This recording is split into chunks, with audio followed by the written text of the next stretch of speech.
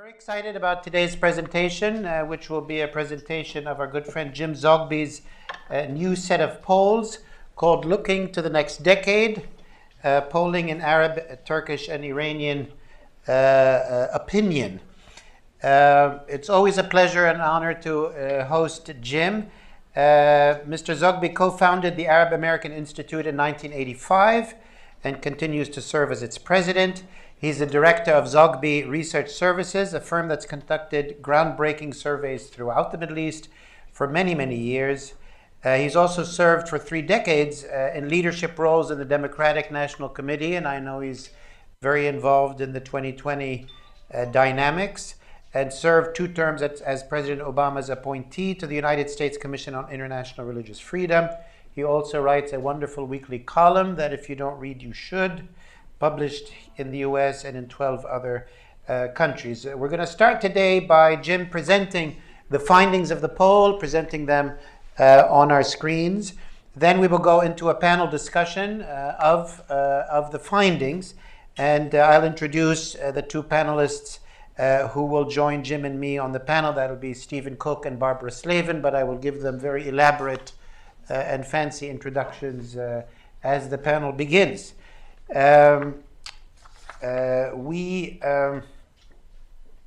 We will be taking questions throughout the panel through your phones, and I'll explain that after Jim's presentation. So without further ado, Jim, the floor is yours for your presentation.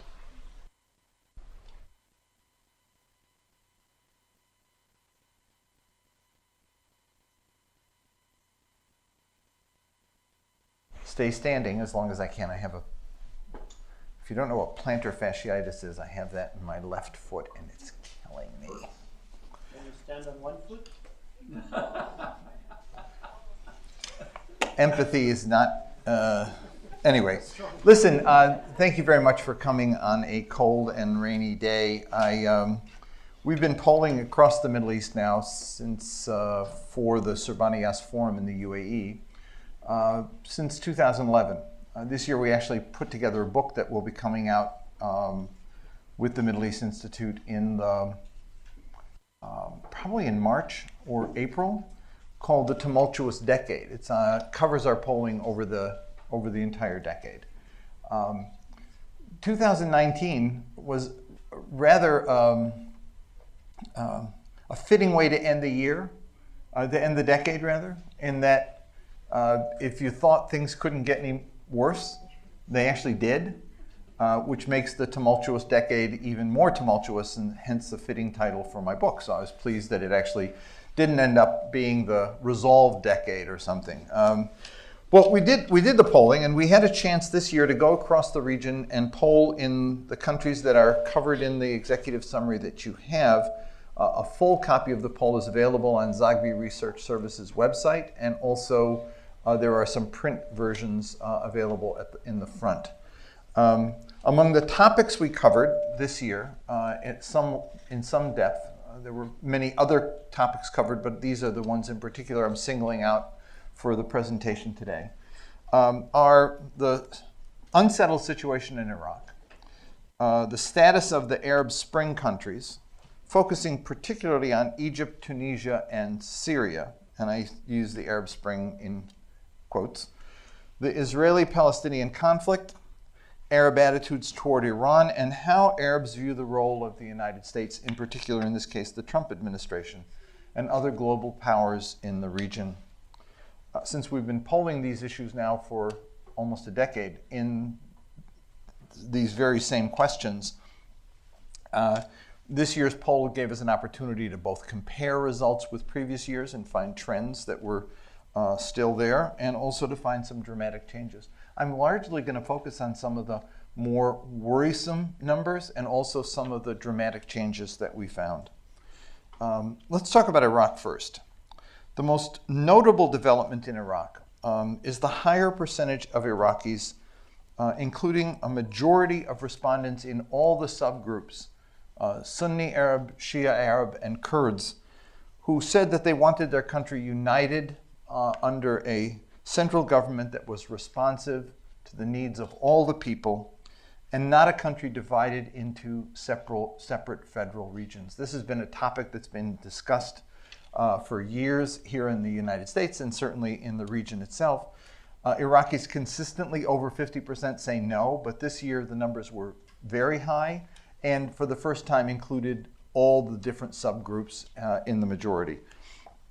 At the same time, in further evidence of this kind of unity was something interesting that came up, and that was a marked increase of Iraqis, again, in all the subgroups, who expressed real concern with Iran. In fact, when we gave them 9 different topics, what worries you most about Iran, let me just go to that slide first. They're not in any particular order here. Here they are. In both Lebanon and Iraq, which of the issues with the greatest concern to you? In Iraq, the number 1 issue was involvement in my country, in Iraq. Other issues down, and in Lebanon, it was the same. Now, what's interesting here is that in the polling that we've been doing, I did a book that we published back in 2012 called Looking at Iran. It was the rise and fall of Iran in Arab public opinion, how in 2006 to 2009, Iran 80% favorable rating in Saudi Arabia. Ask Saudis in 2008, what leader not from your country do you have the most respect for? And the number 1 was Nasrallah, and number 2 was Ahmadinejad, number 3 was Bashar al-Assad. That was in Saudi Arabia in 2008. I argued then and argue now that when the focus is on the West and Israel's behavior, Iran is the resistance. When the focus is on Iran itself and its relationship in the region, Iran plummets in opinion. And so Iran, in particular, in the 2 countries where Iran was always high and out of step with the rest of the region, the greatest concerns in Lebanon and in Iraq is Iran's behavior in my country. And that goes some way to explain some of the recent demonstrations and the focus of demonstrations in Lebanon and in Iraq itself.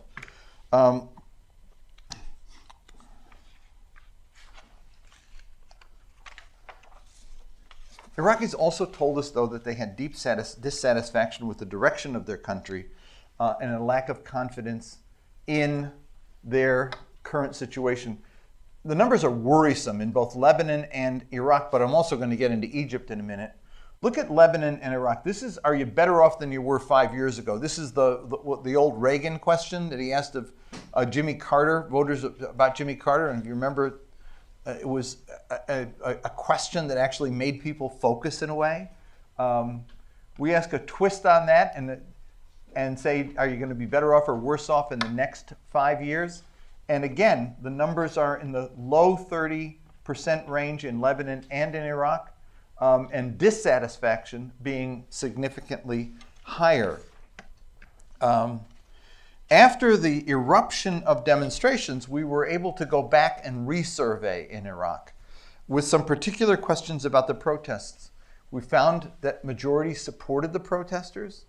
We found that they blamed the government and outside forces, outside countries. We didn't mention specifically Iran, but we said other countries for the violence against the demonstrators. And their confidence in the government had been shaken. That's another thing that they told us. Let's go now to the Arab Spring countries, which again I think has some interesting results, in particular Egypt and Tunisia. I mean, Tunisia went through a rather tumultuous year, right, with elections and unrest and government falling and the 2 individual leading parties sort of having internal strife. And yet, when you looked at the numbers in Tunisia, significantly higher, better off than worse off. But look at the numbers in Egypt. That is not good. And another number that's not good in Egypt is, are you going to be better off in the next 5 years? Again, very low. And Tunisia, very good. So Tunisia, despite the unrest in the country and the unsettled nature of the fledgling democracy, is doing fairly well in terms of public support. Egypt, not so well. With regard to Syria, there's a lot in the full report you should look at, and I'm not going to get into it here. But the one thing that I think is interesting is, I remember when we first started polling for this after the unrest, I remember the question was asked, will Bashar al-Assad be around in a year? And people said no. And it followed year 2, year 3, year 4. But here we are, and there's a growing regional acceptance of the fact that Bashar al-Assad is going to be there. And the data is in the report. I don't have a PowerPoint for it, but you should take a look at it. Attitudes, however, are divided as to whether or not Syria is going to have peace in the next decade. Bashar is going to be there, but is it going to be peace? The answer is no.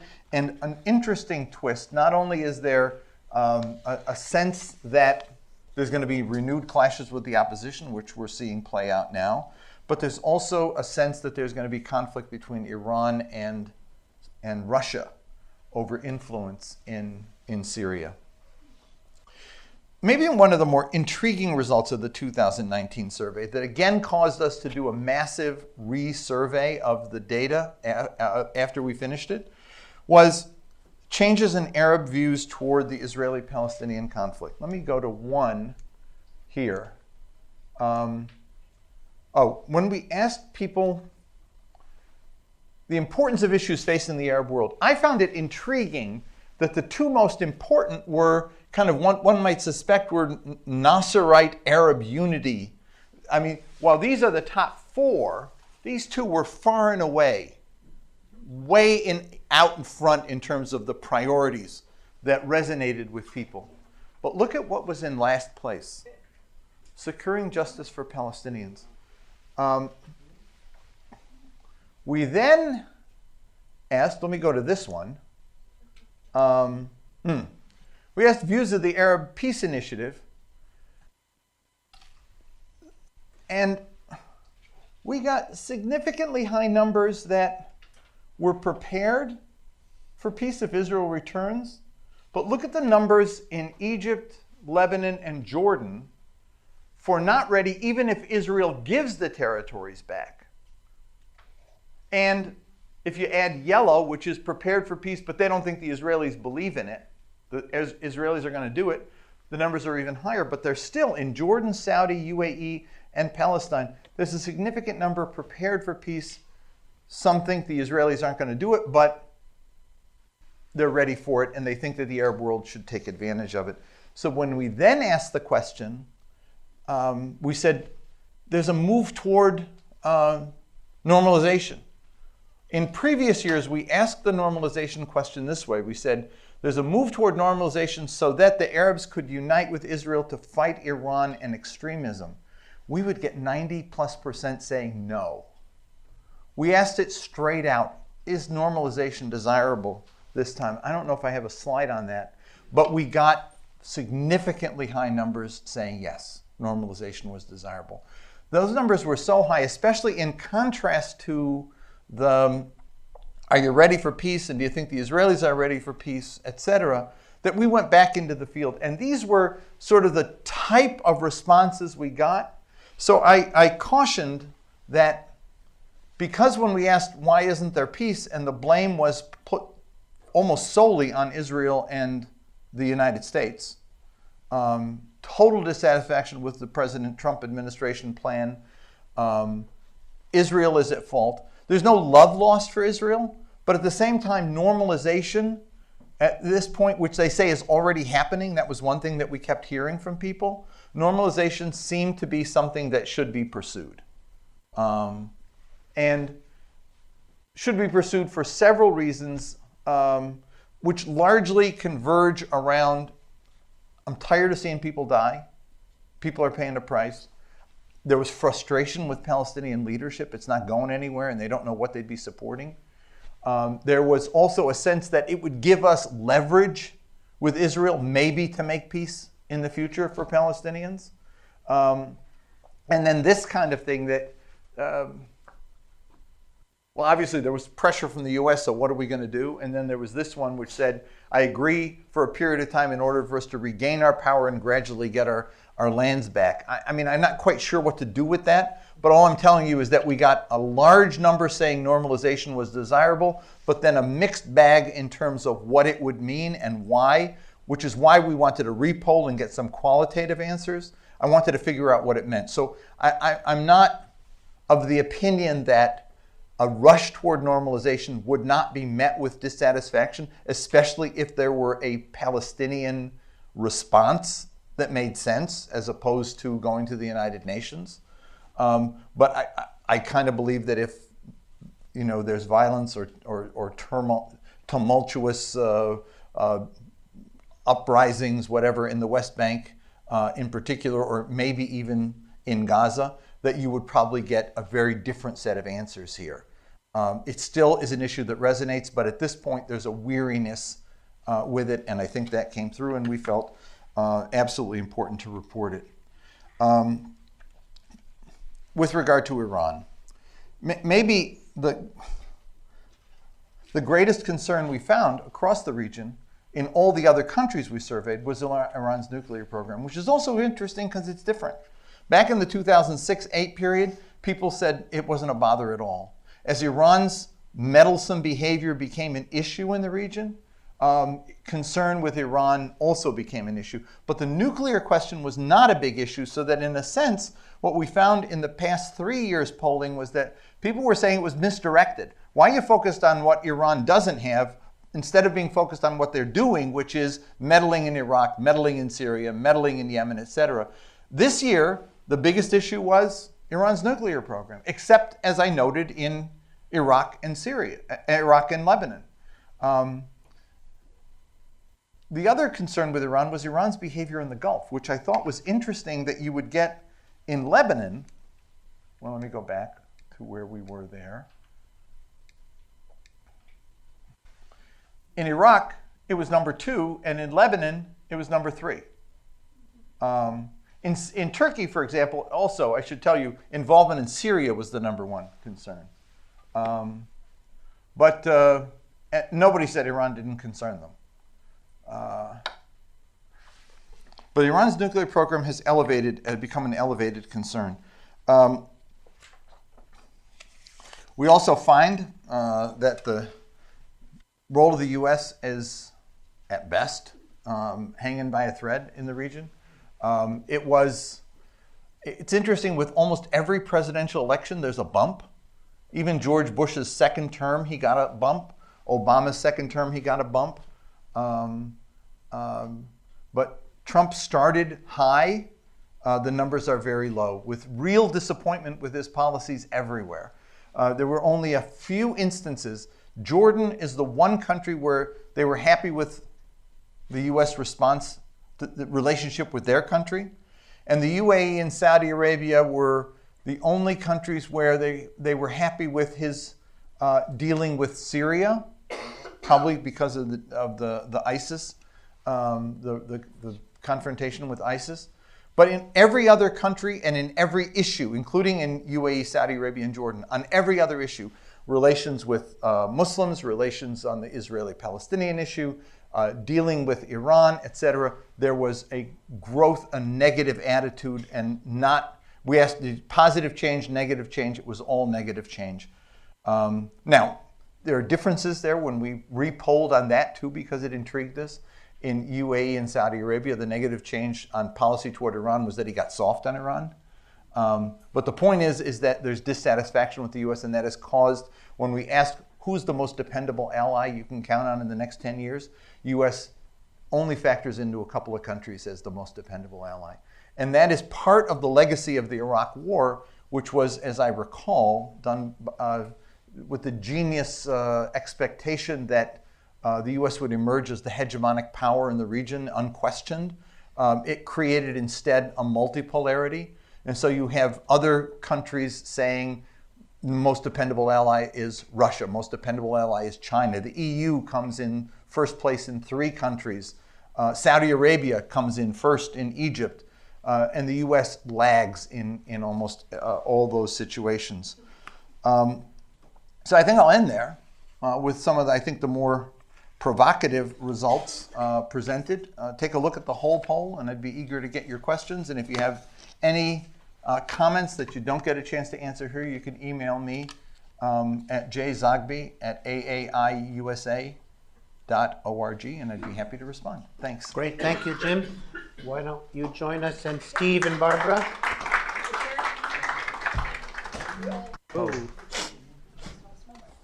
Why don't you sit there, Barbara? Why don't you sit there? Mr. Cook on the end, sir.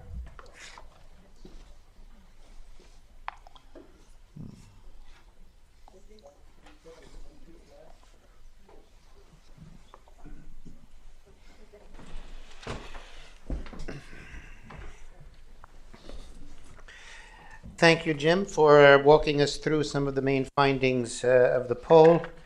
A lot of very interesting results and others that are in the full report. And I look forward to this panel discussion. As I promised, let me introduce our two panelists. To Jim's left is our good friend Barbara Slavin.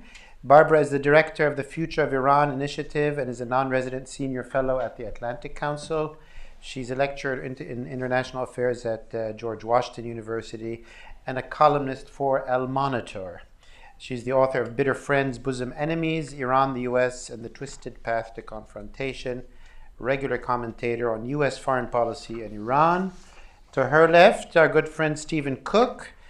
Steve is the Eni Enrico Mattei Senior Fellow for Middle East and Africa Studies and Director of the International Affairs Fellowship for Tenured International Relations Scholars. That's a mouthful. It sure is. At the Council of Foreign Relations here in Washington, D.C., an expert on Arab and Turkish politics, as well as U.S. Middle East policy. So thanks, Steve and Barbara, for joining us. Barbara, let me start with you. There's interesting polling from Iran, and I know you've followed Jim's previous findings on Iran. It's been a tumultuous year for Iran, in Iran and for Iran, for a number of reasons. So how do you read some of the results? What questions might you also have for Jim to probe a bit further? First, let me thank the Middle East Institute. It is a pleasure to be in your glorious new headquarters and on this panel with such distinguished fellow panelists. I focused, when I saw the results, I immediately looked back at the dates of survey. And I found the results a little bit too positive, frankly, in terms of how Iranians were talking about their own situation. And I think if the poll had been taken later in the year, particularly after the demonstrations that took place in November, which were brutally repressed by the government, I think you would have seen different results. So it said more than 1/2 of respondents were satisfied with their government's investment in improving the economy and creating employment. I just found that a rather unrealistic number, even though it is true that the economy is actually beginning to stabilize now in Iran after a really dreadful previous year. The Iranians are adjusting to lower oil exports. They're becoming more self-sufficient. And there are projections that the economy will level out and even begin to grow. Still, I thought that figure was way too high. The one that I think is just people were lying to you, Jim. Over 1/2, 51% said they were satisfied with the advancement of democracy and protection of personal and civil rights by their government, the highest level we have seen to date. That is, I think they were just telling the pollsters what they thought they wanted to hear. There were a couple of other aspects that I thought were also interesting. Jim, you mentioned the dissatisfaction in the region with U.S. policy, and the figure that I focused on, a plurality in both Saudi Arabia and the Emirates, said that U.S. policy toward Iran was confused. And I think that is the perfect. So they understand some of us it. would say incoherent would be a better adjective, lacking in strategy. But I will take confused. I think they're absolutely Absolutely right. And one final figure, you noted that there's pessimism in most of the Middle East about where they are and where they're going to be in 5 years. And only 52% in Iran said they would be worse off in 5 years, which, is not a bad figure. Again, I think I'm not sure you were getting fully accurate results out of this. Let me interject for a moment, and thanks, Barbara. But I failed to mention again to the audience that we will be integrating your questions into the conversation through technology, and I think you have there on the screen, if through your phone or whatever app, whatever technology you have with you, go to www.menti.com. Very simple. It'll ask you for a code. Put in that number 134697. And then you just put whatever question you want. You could indicate to whom the question is for, or you could say it's a general question. You could put your name or not put your name. These questions automatically show up to me here, and I will inject them directly into the conversation. You can also, when you're looking at the app, it's not an app, but the website, you can, if you see a question that you agree with or you like, you can like it. And that ramps it up in the priorities, so it encourages me to ask it first. So please use that so we can have your questions integrated. Does it work better than Iowa? Than Iowa? Does it work better than Iowa? Well, so far so good. Okay. And let me right away inject one of the questions which actually is relevant to what Barbara was talking about. Jim, if you could tell us a bit about how you polled, particularly in Iran, because we all imagine it must be near impossible, or other countries, but since we started with Iran, when was it and what techniques? Well, I don't know the exact dates. It was in it was August 25th. End of August to probably third week in September, something like that, right? Yeah, August 25th to September 26th. So, Uh, so that was when Iran had attacked the Saudi oil sites, Right. but Iran, Qasem Soleimani was still alive. Right. They hadn't had the Right. protests yet. Right, and Iraq itself had not yet exploded. It was just in the midst of exploding, which is why we went and repolled in Iraq. I can answer your questions this way. When I was speaking about Arab attitudes towards Iran, saying that when the focus is over here, attitudes are one way, but when the focus is on Iran's behavior, the attitudes go negative. It's the same in Iran, and I've noted that in almost every year's results. It was interesting that in the lead up to the nuclear deal, after the P5+1 initial deal, and then with the closing of the deal, we got really negative attitudes in Iran toward their government, and a sense that they're not doing enough, they're not supporting democracy. Why are we wasting time in Lebanon, Syria, Iraq, etc.? We should be focused on home.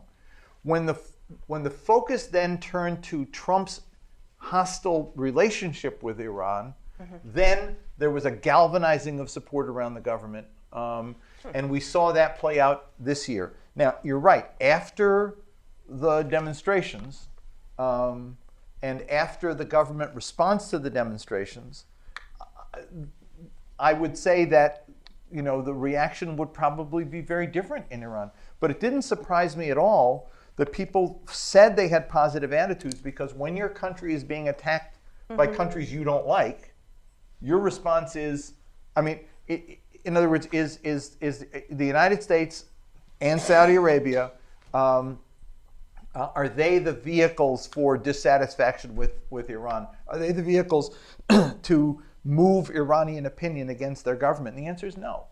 And so after the nuclear deal, Iranians were asking questions. When the nuclear deal started to fall through and there were sanctions imposed, etc., they didn't blame their government as much as they blamed the outside party that was imposing those. So there was an interesting question there at the end of that poll about, do you want your government to spend more money on jobs and the economy, more money on foreign adventures, or both? And there was an interesting division of the numbers there that could go either way. 52% said more important to focus on the economy Yeah. than on regional intervention, which is not a very large majority. Yeah. But it still is a majority. Could And- you explain one other statistic which I thought was really Yeah. strange? There was a support for intervention in all these other countries And not except for Lebanon. Yeah. I don't know why. That's a question an audience member just right. asked. The as numbers well. soured on Lebanon. Were there demonstrations, big demonstrations No. going on in Lebanon It had then not in started August and yet. September? It had not started yet. It may be tied to Syria and a feeling of vulnerability, or that it's not working. I was surprised because I thought that that Iranians viewed Hezbollah as the crown jewel. the crown jewel of the right of their resistance, and yeah, the fact that this is the first time we saw really negative. We used to see negative attitude toward Lebanon.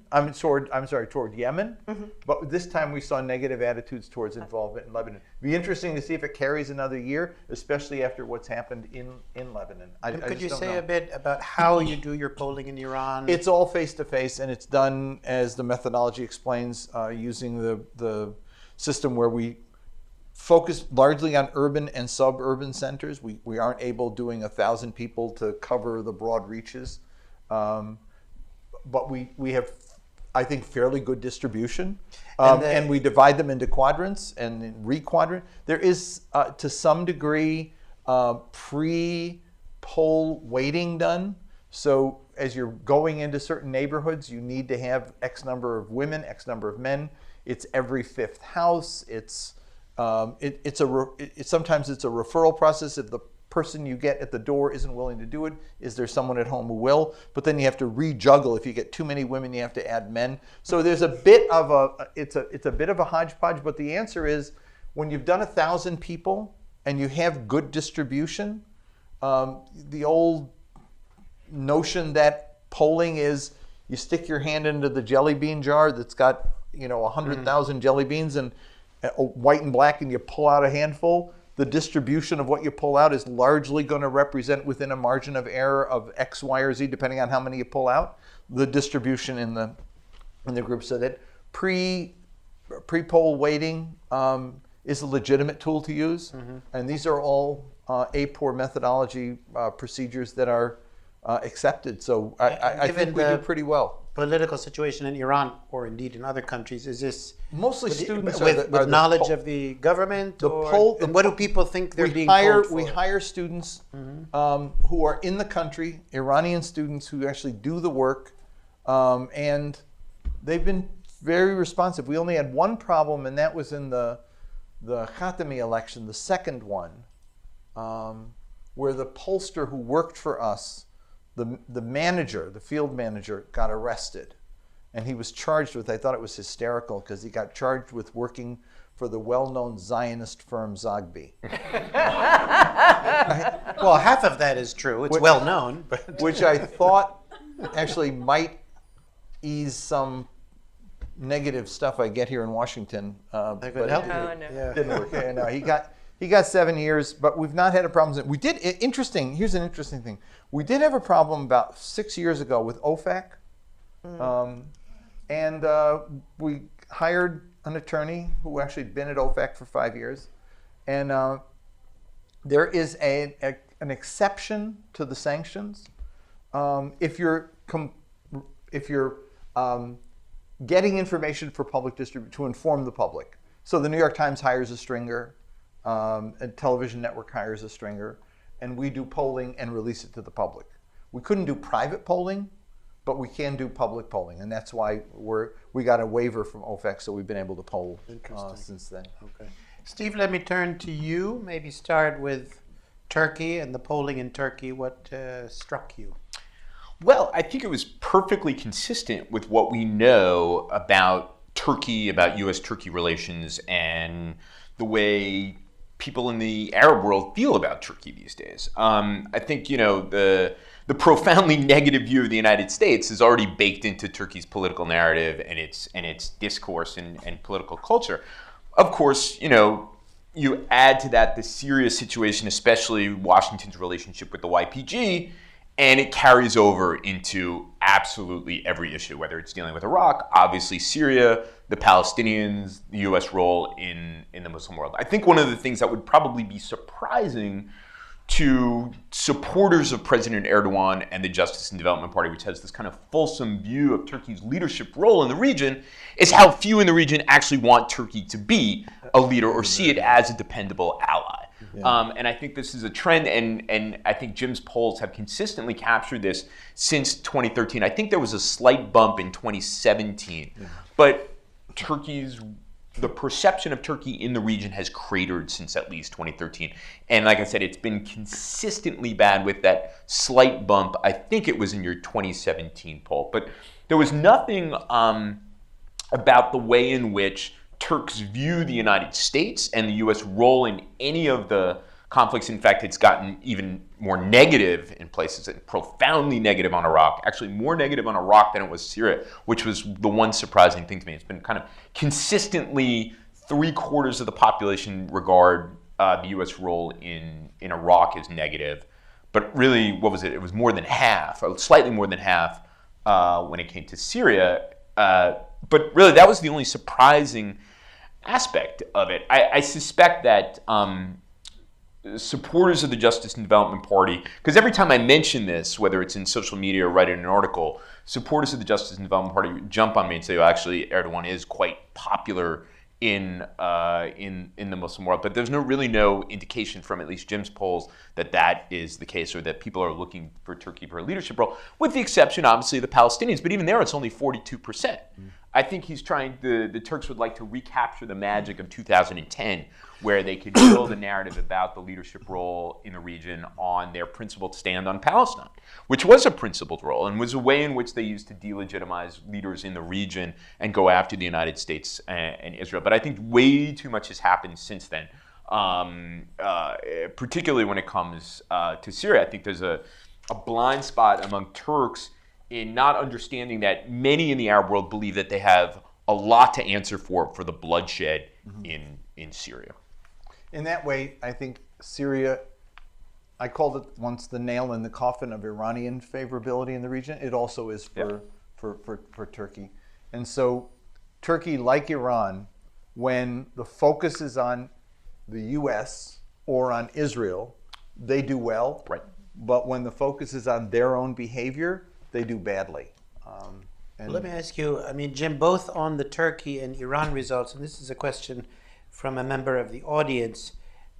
From your survey results, could you sort of conclude or not that opinion is just deeply divided between two camps in those countries, a little bit like the U.S., where there are supporters of AKP all lined up on one side and opponents on one side, Iran as well, and that's just, that the 50-50 is just a deep divide?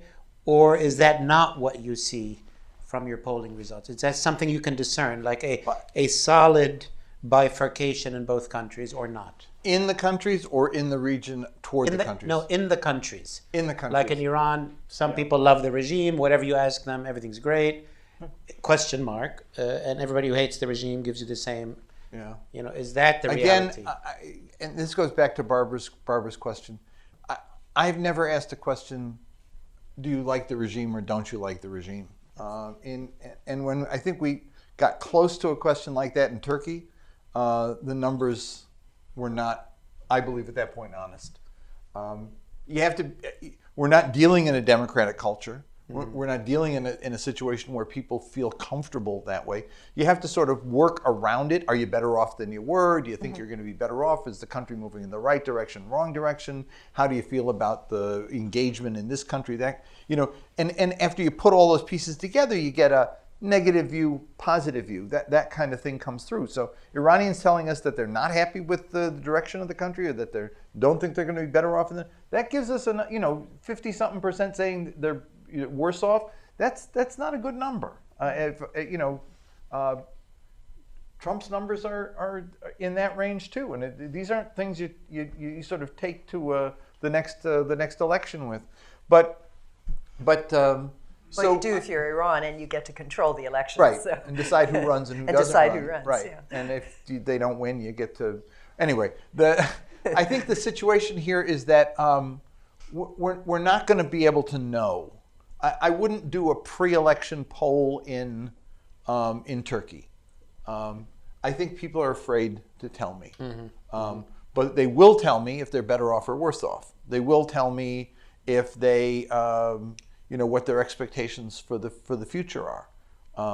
But are they going to tell me they like Erdogan and the AKP? They're not going to tell me that. And so don't even ask them, because why do that and skew the whole poll with people alarm bells going off and saying I don't want to talk to that guy.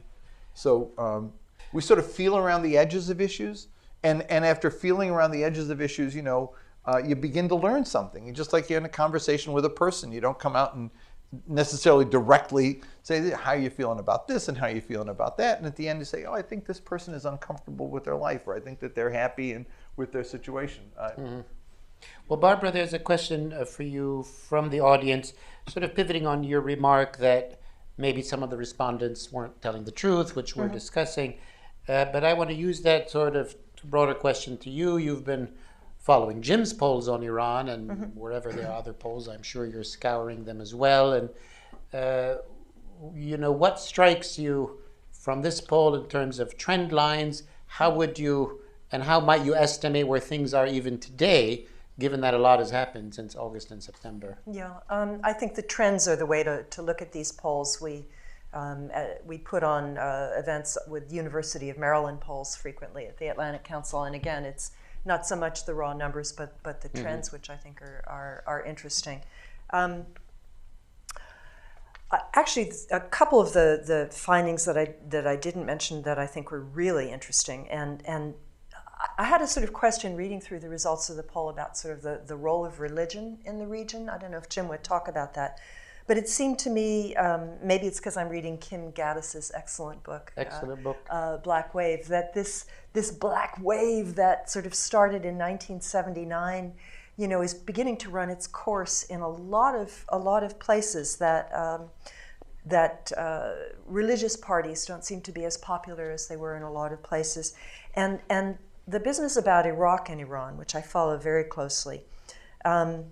That only 9% of Iraqi Shia said that they were not concerned with Iranian activity in their country, and only 17% of Lebanese Shia said the same. So the idea that Iran's claims to regional influence, which is based so heavily on Arab Shia, that's really beginning to see major cracks. And I think this poll showed that even before some of the demonstrations in Lebanon and Iraq. Now, you didn't poll on religion in Iran, do you? I guess that's not allowed. We have in the past, but we didn't this time. Yeah, because again. And we have in the past, not for Surbaniyas. We've done it in other contexts. I mean, my impression of the society in Iran is that it's become much more secular over recent years, and so I would love to see whether that is borne out as well in polling. But I'm just curious about the whole notion of political Islam and where that's going. Very interesting. Throughout the region. I thought there were some interesting bits when you showed strong support for the military in most of these countries, and a plunge in support for political Islam. Only in Jordan were Islamic parties popular. Look at the numbers for Egypt, though, which I think remain interesting in terms of this Arab Spring, quote unquote, situation. In every country, when asked which of these have played the most positive role, the popular movement, military, political Islamic parties, secular political elites, or none of the above, in Egypt, 48% said that the military played the positive role, which was the highest, but it was the Lebanese, the Jordanians, the Saudis, and the Egyptians all gave the military in Egypt a 60+% rating. In Egypt, it was lower, and 31% in Egypt said nobody played a positive role. I think there's an exhaustion in Egypt about this. There's a sense that this really isn't working, and we're not getting better, and they're not, as they look to the future. I think the numbers in Egypt are very worrisome. In a poll that we did before this, not for this, actually last year's Surbaniyas poll, the numbers for the military had dropped, favorable rating, had been in the 90+% in the 2012, 13, 14, and then up to Mudded in that period. They've plummeted now down to the 40% range, which is really worrisome, a favorable rating. The Muslim Brotherhood numbers went up, but I don't believe that it's so much favorable attitude toward the Brotherhood as it is a kind of screw you to the military. Yeah. What number is that?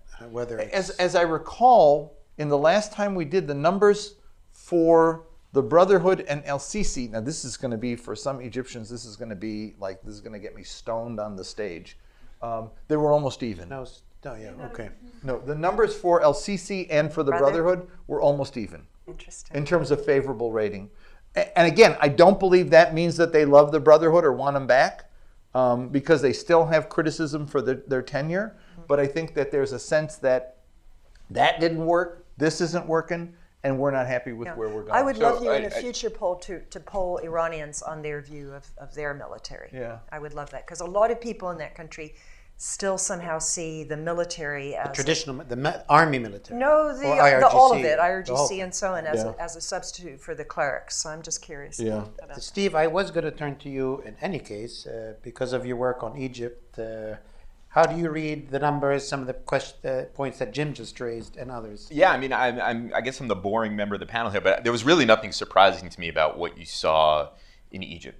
The Egyptians have gone through wrenching economic changes. It's a profoundly repressive political environment. Sisi came to power in 2013, promising people security and prosperity, and things would get better, and nothing really has gotten better.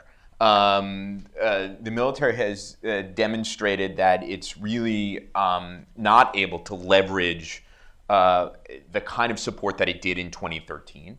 And what I think is most profound is how many people are nostalgic for the Mubarak era. So maybe it's even between Sisi and even between the Muslim Brotherhood, but people look back on the late, I don't know, what do you call it, the 2007, 2008, 2009, 2010, and the years leading up to the uprising as not terrible. And that no one wants to have another uprising because the country becomes more repressive each time Egyptians try to take matters into their own hands. Now, what does this say about Sisi's staying power? I think that anybody who would say that, I think it's self-evident that the country is unstable on a number of dimensions, but what does that say about Sisi's staying power? I don't think you can really make any kind of judgment. I think the way he rules is important in that calculation. He doesn't have that vision thing any longer. He has limited amounts of resources to bribe people, although he bribes lots of people, and uses massive amounts of coercion. That's a dangerous place to be, but that doesn't mean that he's going to fall. I mean, Nicolás Maduro was supposed to fall a long time ago. So I think Washington should get out of the business of predicting or hoping for strong men to survive. But certainly, he doesn't have the kind of resources that he did in 2013. Squandered them in an extraordinarily fast manner. Because, look, Sisi had a narrative that was going to help. The Brotherhood was bad. They kind of radically redefined Egyptian politics very quickly, and lots of people signed up for it. Then they went about arresting not just the Brotherhood, but absolutely everybody else, combined with extraordinarily tough economic times, and people have very, very little to show for the last 6 years. So the fact that the military was at 90 in 2013 and now is just slightly underwater strikes me as tracking with everything that I understand about Egypt these days. Steve, let me ask, if I may, and that might be part of your response, but how do you differentiate in the polling, if there is, between the view of Sisi, the president, and the view of the military, who, they could remove Sisi tomorrow, but another general? Is it the same thing? People are viewing that the military ruling Egypt has gotten us there, or Sisi bad, army hero? I have a view on that. I don't think the army is hero anymore. I think they've been tarnished by their interventions, and they were above the fray. They're not anymore. They're part of the story. Yeah. I was going to say on that note, in 2013 before Tamarrud, and then 3 months after, and then again about 6 months later, we did a series of polls in Egypt asking very similar questions. Some questions differed, but most of the questions were the same. And what we asked early on was attitude toward the Brotherhood, Brotherhood government. What is your concern about it? And what they told us was they had favorable rating about 26%, which was higher than most of the other parties, but it was 26%. There was not a whole lot of confidence in any of the political parties. Military had a favorable rating of 93%. And we said to people, what are you most worried about the Brotherhood, the Morsi government? They were afraid of Islamicization of the culture. That's what they were most afraid of. They wanted religion out of the way governance was going to take place, which was different in Tunisia when we did a similar poll. In Tunisia, they were concerned about Ennahda, not because of religion, but because of ineptitude. That's what concerned them most. But in any case, so when we got to the question of, okay, there's a problem, what do you want to do about it? The option that was most preferred was national dialogue and national reconciliation of the competing groups. Mm-hmm. When we asked about a military takeover and deposing the government, people were dead set against it. We asked the same question later, and that's when we began to note that the favorable numbers for the military were going down, but the attitude toward national reconciliation and dialogue stayed at about 76% as the most favored rating. So it basically was that people knew what they wanted. They wanted out. They didn't want another round.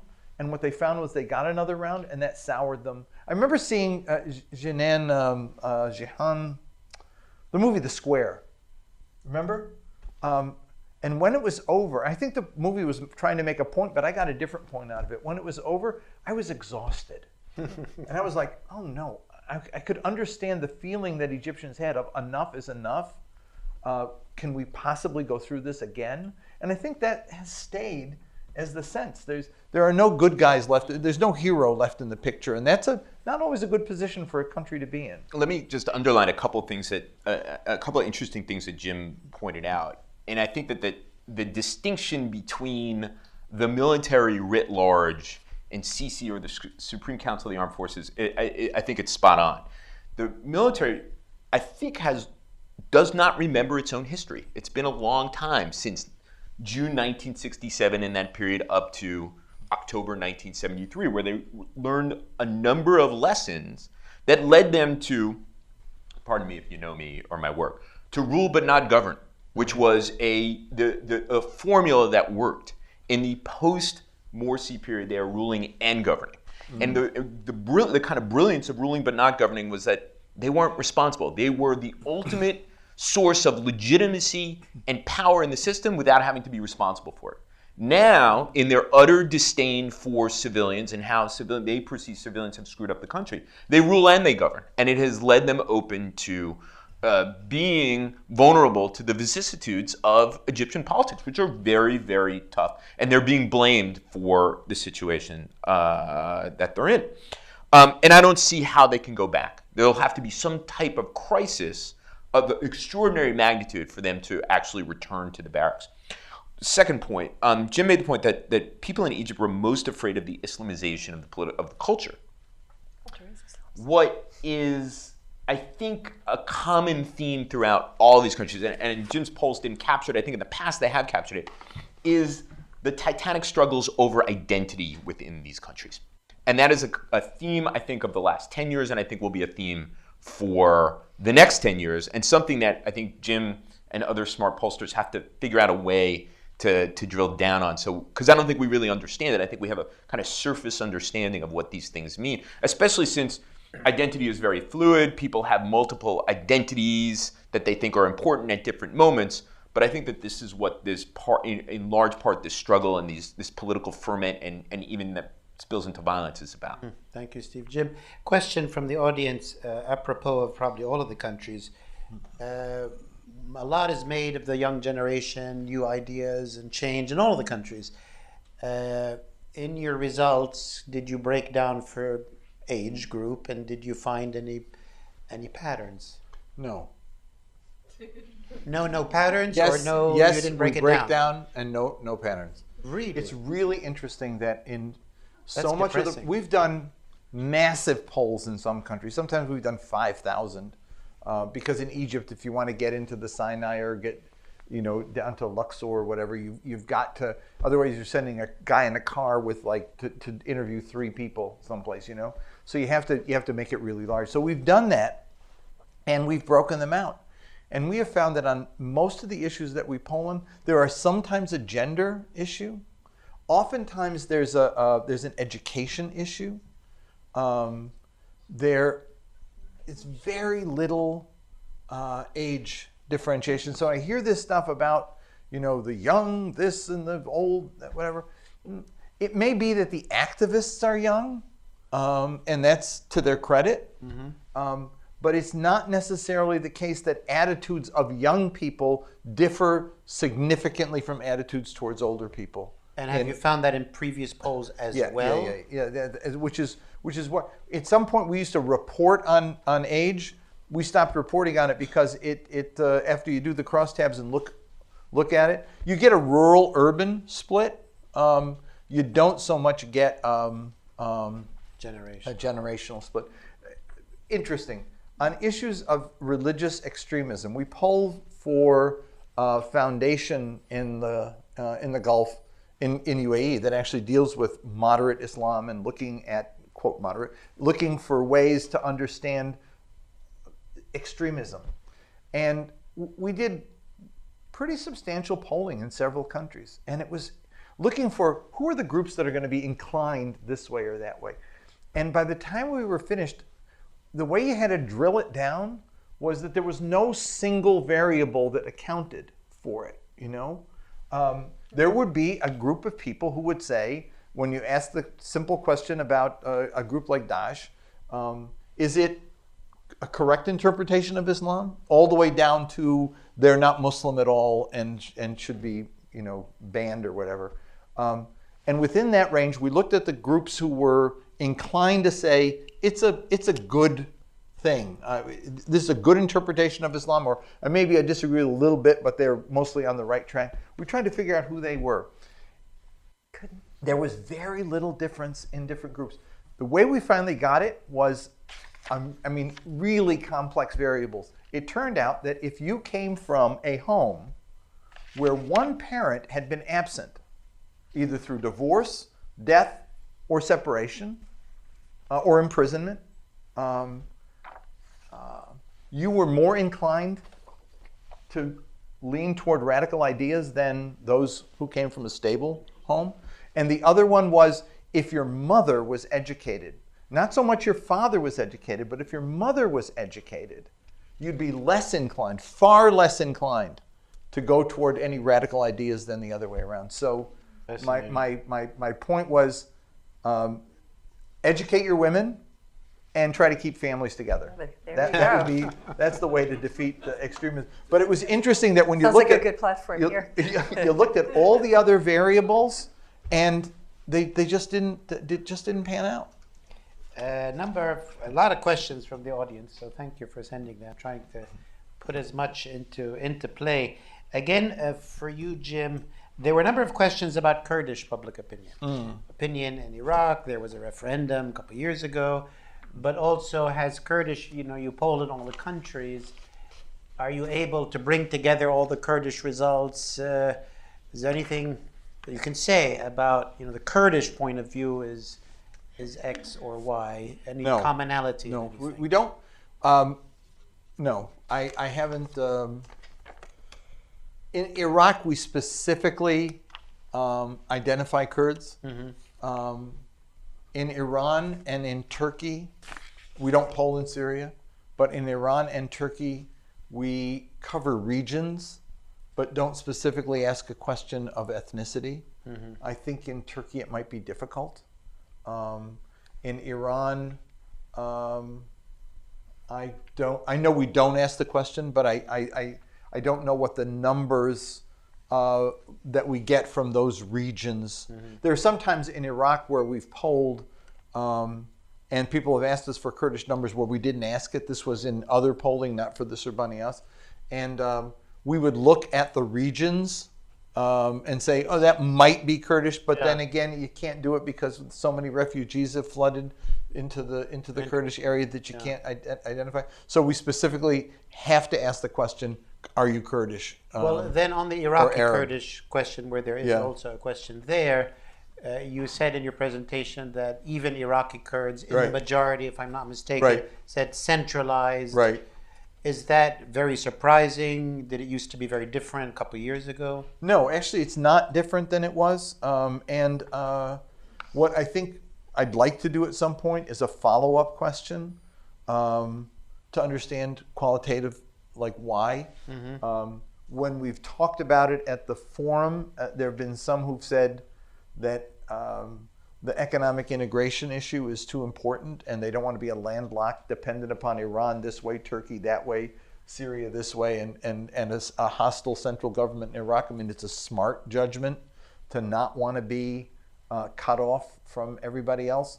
But I don't know. I can't give you an answer because it's not a question we've asked. Okay. Well, let me pitch a question both to Steve and Barbara and Jim, if you want to answer. Again, one of the audience members. We're looking at public opinion results in countries that are not terribly democratic. There's been polling been done for a long time. As political observers or looking at these countries, what does it matter? Who does it matter for? What difference does it make? And maybe it breaks down and makes a difference in different ways in different countries. What should we take away from not necessarily the details, but why is it important? Where does it make a real impact? I don't know who wants to take a crack at it first. Yeah, I think, look, the Middle East remains a preoccupation for U.S. policy, and as much as we try to pivot to Asia, I'll quote Ryan Crocker from an event I was at recently where he said, yeah, if you pivot to Asia, you expose your backside to the Middle East, which has a tendency to take a big bite out of it. I thought that was a good way to put it. So it matters whether people in these countries are happy or not, whether they're optimistic about the future or not, whether they like the United States or they think that China is becoming a more dependable ally than the United States. And so it matters to the U.S. It matters to U.S. national interest, absolutely. And looking at the figures on pessimism in these countries, 67% Lebanon, 57% Iraq, 55% Jordan, 52% Iran, 50% in Saudi Arabia think they're going to be worse off in 5 years. So what happened to Vision 2030? It'll get better in 30, that's 2035. Yeah. So I mean, you posed this question specifically so you weren't asking, do you love or hate your government? Do you want to see regime change? And this suggests that these are not happy campers, which means that there's likely to continue to be instability, which is likely to continue to draw the United States in one way or the other, whether militarily or in other ways. And it would be great if this part of the world was happier with itself and with the influence of external powers and regional powers. Very thoughtful. Thank you, Barbara. Steve? Doesn't the Emirates have a minister of happiness? Anyway, yeah, they do. Yeah. They're actually pretty happy. I think Barbara's certainly on something here. It's really more important for us. The United States comes to the Middle East. We tend to imagine a Middle East that doesn't exist, and we bring to our discussions and analyses of the Middle East a set of assumptions that I think are deeply flawed. So the more the polling is done, whether it's conclusive, I think we just get a better sense of what people's attitudes are. And I think, certainly every poll of the region that I took, and recognizing that it's, we're polling in Jim and others are polling in non-democratic settings, there's always some tidbit to come out of this that is extraordinarily interesting or runs counter to the conventional things that are said here in Washington about the region. Or, if you ask your average American or if your average person on the street in Washington, D.C., the enormous role that the United States has played in defeating ISIS in Iraq. But then you take a look at Jim's poll, and only 24% of Iraqis give the United States credit for. I think that those kinds of things are a big surprise, and I think that policymakers and analysts should pay greater attention to it. I think we'd have a much better understanding or starting point for understanding a region that really does defy our understanding. And whether we pivot to Asia or not, and I remember actually been doing some reading, the pivot to Asia actually began in the administration of George H.W. Bush.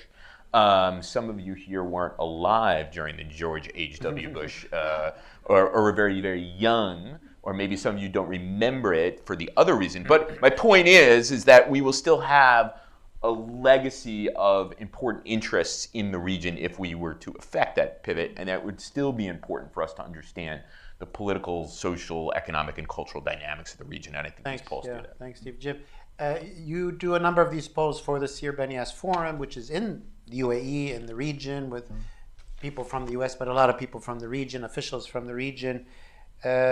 What's your sense of how are these polls viewed? What difference do they make? How important are they? And what do they link into in terms of policy making here or there? Before I get to that, can I just You can do whatever you want. It's your panel. I think that I think it's important for us here, obviously. I think it's also important in the region. And what I find, and this partly answers your question, I think that some of the people with whom I discuss these polls after they're done are leaders in the region who care deeply about what people are thinking. Ed Koch used to famously go down the street in New York and How am I start doing? to, how am I doing? How am I doing?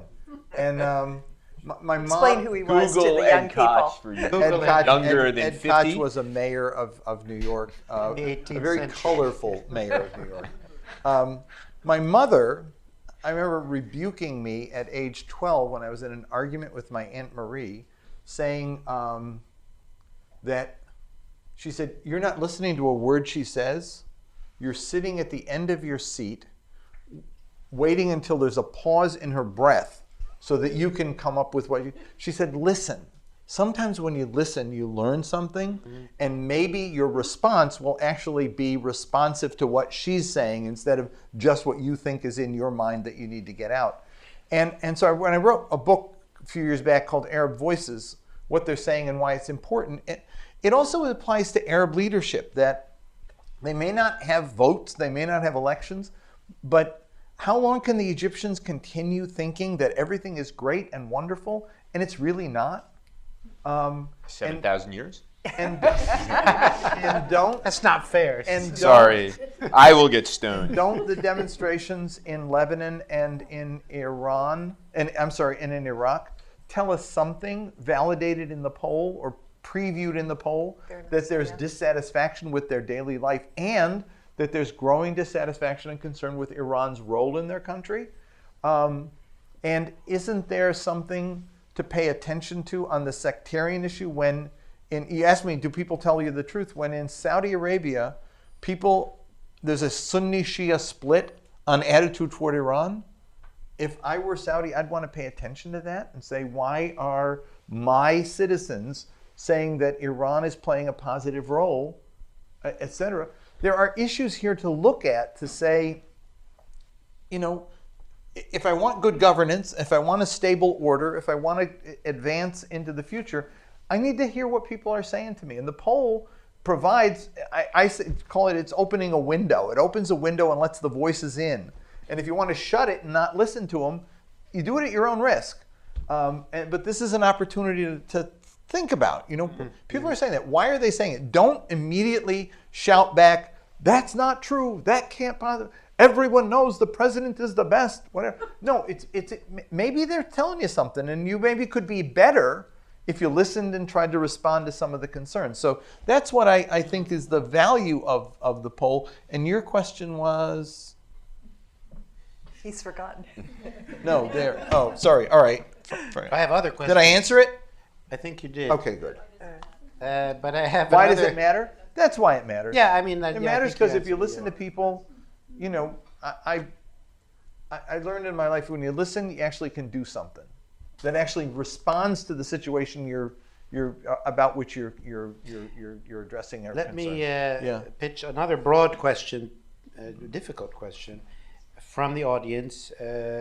Jim, you're in the Democratic National Committee. You very involved with some or all of the campaigns or some of the campaigns. You're doing these polls in the Middle East.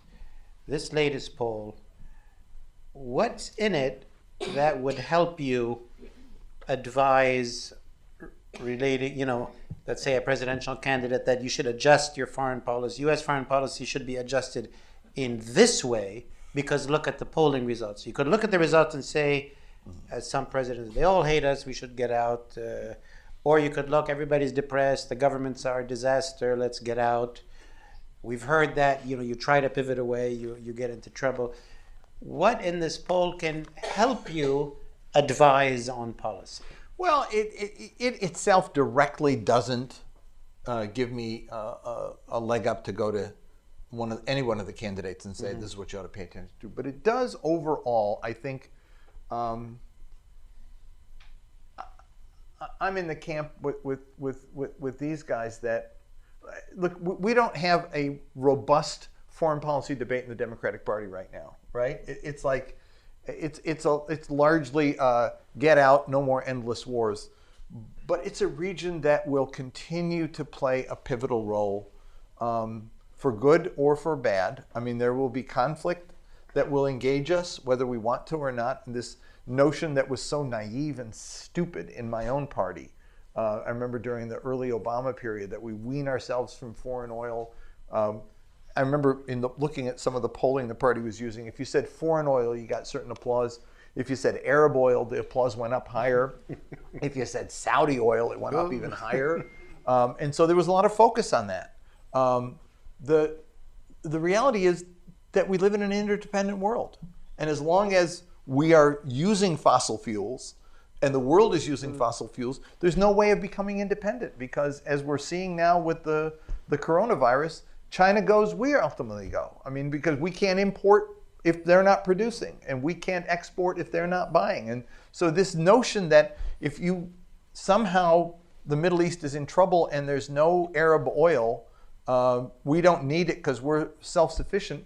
Europe does, China will, Russia will, the world will, and we will be stuck in a world where other economies are paying a dear price for the fact that we didn't pay attention to a region in which we have a relationship and they have a relationship and we have a responsibility, even for ourselves in that instance. So you're saying yes, which is another point that we my can't sense walk away. is that what I can talk about with candidates is that this is a region that is on tenterhooks right now, and that if America, you may run on the platform, I'm not going to deal with that region, but you ultimately will be forced to deal with that region in the 4 or 8 years you serve. Every president lays out an agenda, but what defines their success or failure is not the agenda they set, but how they respond to the agenda the world sets for them. And the Middle East has a tendency to bump its way up to the top of the agenda that it sets for. And the success or failure of your presidency ultimately is, how did you deal with that crap? How did you deal with that mess that you thought you'd walk away from, but you couldn't?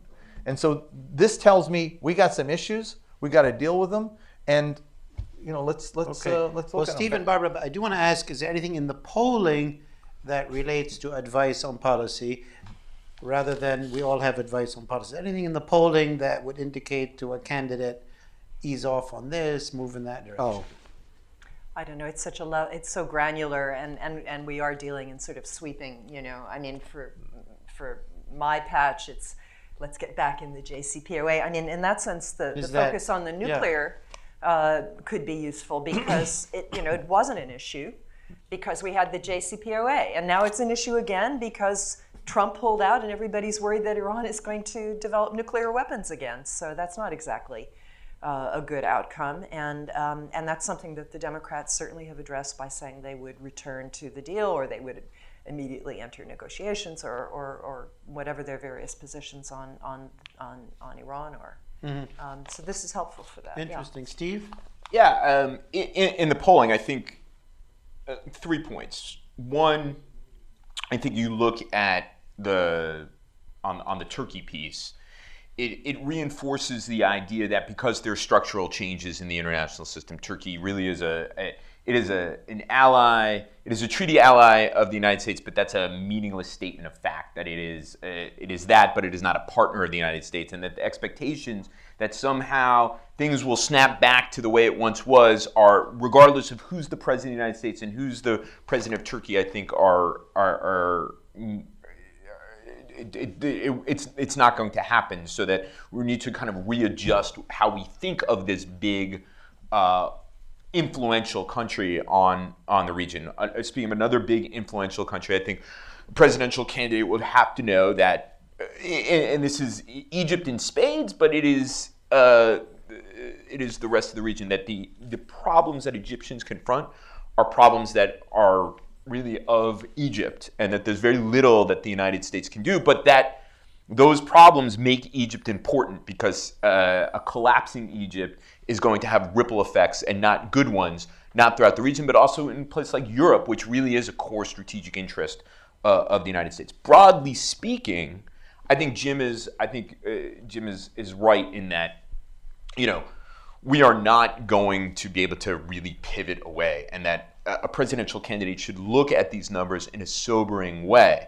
Here's, I think, the one issue that I think in that narrative that we need to be aware of. And that is, American presidents since George W. Bush, maybe before, but I've tracked it since then, have said that the goal of the United States in X number of years is to be independent of foreign oil. And I think the one piece of advice that President Obama ever took from Sarah Palin was drill, baby, drill. And we drilled, and we've had this shale revolution. And now we have a president who is unabashedly saying that we are independent, we're energy independent, and in fact, after the attacks on Khorasan and Afrin, tweeted, and that is an official presidential statement, tweeted that, well, what are we doing there anyway? It's the Chinese, it's the Europeans, it's the Koreans, it's the Japanese who are dependent on, they should pay for the security in the Gulf.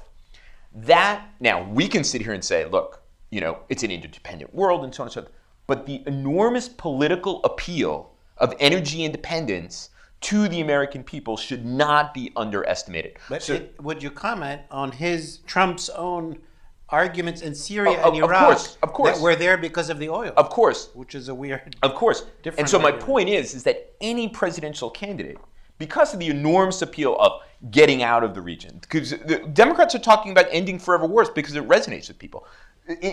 Energy independence resonates with people, so that it is incumbent upon the next president to explain exactly what it is and why we are there, given all of these problems. Because you can look at these polls and say, "Khalas, what this is a hopeless place. At least in Asia, there's something that we can do." And I think that that's the tendency without a coherent discussion and case to be made about staying in the Middle East, despite what technocrats can say about our interdependent world. Okay, I'm going to ask a couple more questions and then we'll close. There's a lot of questions from the audience. Jim, a short question and a longer question. The short question is, did you poll on attitudes towards refugees, particularly the large Syrian refugee communities in Turkey, Lebanon, and Jordan, since that is a potential flashpoint? The second question, there's a lot of questions on the maybe dramatic decline of the importance of Palestine. Could you give a bit more maybe nuance, explanation? Did you also ask about one-state solution? Is that something that is also coming up? You did mention the two-state solution, but are people beginning to think, well, let's do the refugees first?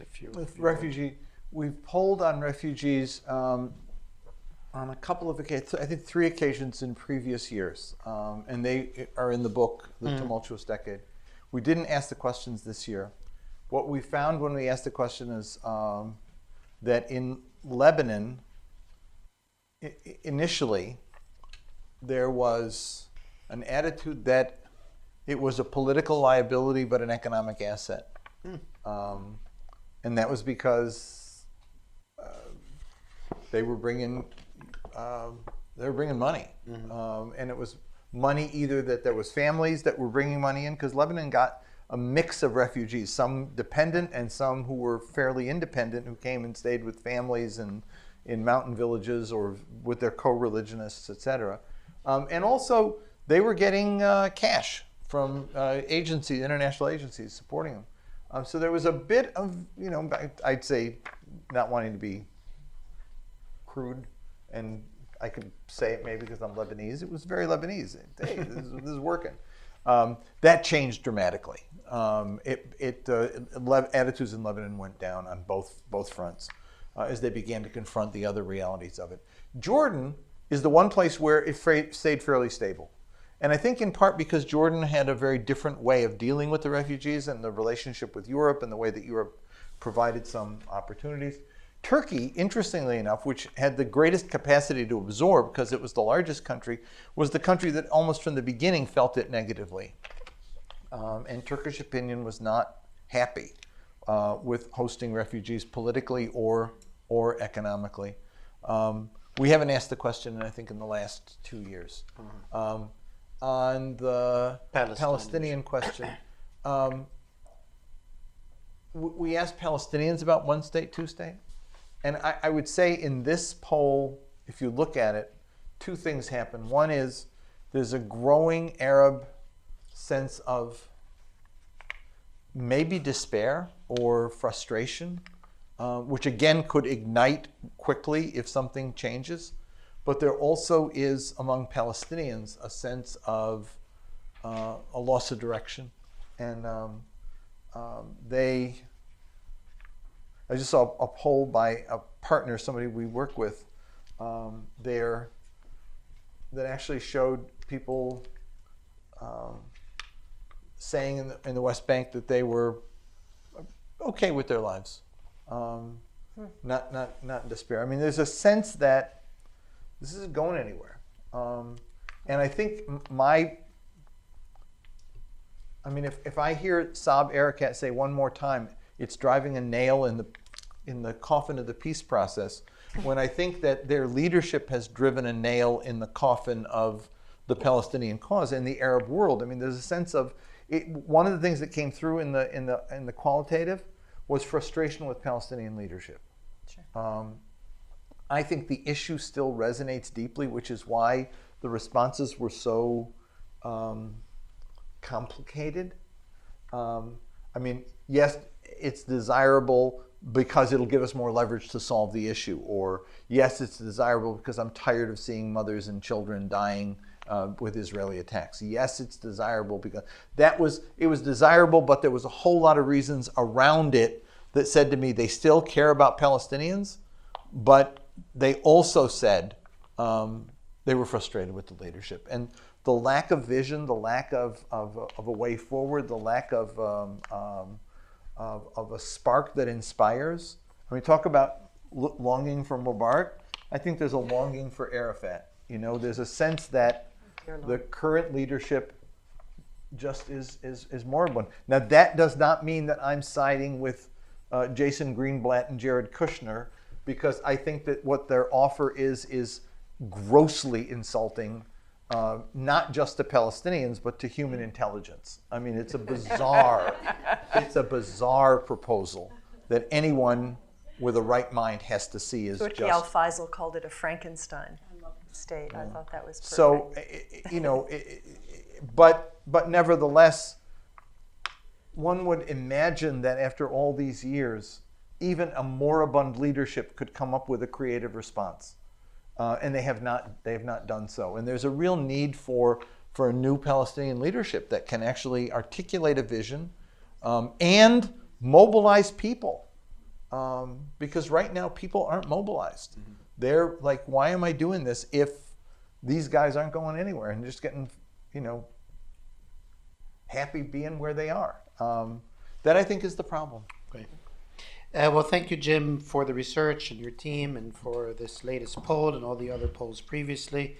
Thanks for presenting it here and being in the discussion, Barbara Slavin and Steve Cook. My pleasure. Thank you for joining us on the panel, and thank you all for being here. Thank you, sir.